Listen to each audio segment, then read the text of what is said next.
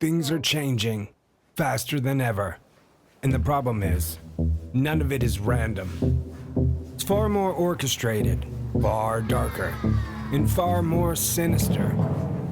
The good news is many are waking up. People are connecting the dots. Our challenge lies with our brothers and sisters who haven't yet seen the whole picture. So, today we need to talk about the freedom of speech. The freedom of speech is an unalienable right. No matter where you are born, no matter how any government tries to suppress it, you are free. I am free. And regardless of how they try to strip that freedom away, we will live and die knowing the truth. Across the globe, the pattern is clear. Leaders and corporations are tightening their grip on what can be said and thought. They fund NGOs to weave their ethics into society and law, using your own desire to fit in against you. Stakeholder capitalism and ESG are just new names for old fascism. You don't want to kill the earth, do you? Of course not. So you ride the bus while they fly on private jets. You don't want to be hateful, right? Naturally not. So you accept restricting speech and censoring those who won't censor themselves because it's not nice. But getting along just for the sake of it is a disingenuous trap, and in my view, the most dangerous one. Benjamin Franklin, who was arguably smarter than I am, warned, "Whoever would overthrow the liberty of a nation must begin by subduing the freeness of speech." Think about it. Think about everything we can't say publicly anymore. The danger is clear. The dissent is quickening. This brings us to their new weapon, misinformation. When I say weapon, I mean the word itself. It's a term crafted to justify censoring dissenting opinions. It plays on your desire to be sensible. You don't want to be misinformed, right? But who decides what's harmful? Who gave them that authority?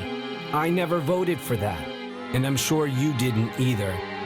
Nonetheless, here we are, facing a serious problem. A Supreme Federal Court justice in Brazil decided the best way to deal with online dissent was to force X, formerly Twitter, to comply with his censorship scheme. When Elon Musk refused, the judge seized Starlink accounts of Brazilian subscribers. Apparently, their answer to free speech is to shut it down and take what isn't theirs. So much for respect of unalienable rights. After declaring X banned for the peasant class, Lula and the judge's political allies continued to post their propaganda on the platform. In the US, Mark Zuckerberg, the man who built a platform to connect the world, has admitted to playing a part in election meddling.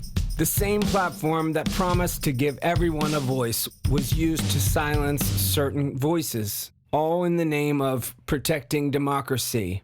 But let's be honest, whose democracy are we really talking about? In France, Pavel Durov, the CEO of Telegram, a platform known for its commitment to privacy and free speech, was accused of crimes after landing in France.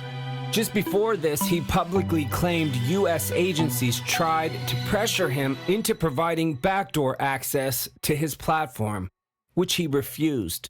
In the UK, they're arresting children for protesting immigration policies.